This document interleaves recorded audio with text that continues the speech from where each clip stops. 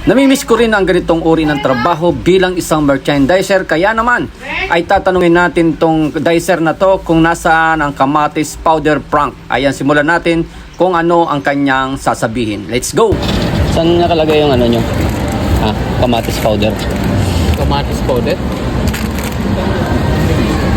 Saan doon? 15? Okay, salamat.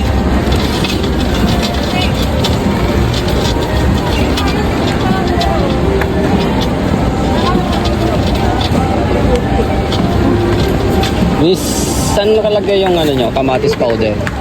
Kamatis powder? Powder ba yun?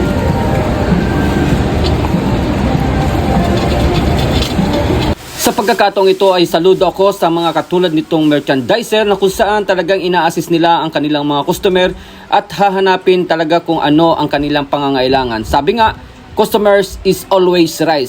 Kaya naman sa pangalawang pagkakataon ay babalikan natin sila at bibigyan natin sila ng konting pasasalamat. Ayan guys, abang-abangan ninyo ang pagbabalik ko dyan sa supermarket. Okay? Kaya naman sa pagkakataong ito, itutuloy natin ang experiment. Saan yung nakalagay yung kamatis powder nyo? Kamatis powder, saan nakalagay? Dito ako tinuro eh. Ito po kasi yung mga powder namin. Pero meron yun.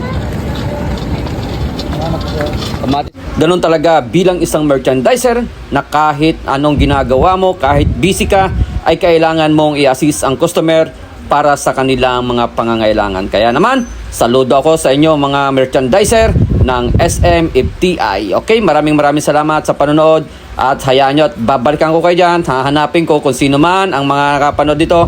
Paki-comment sa baba. Salamat, bye-bye!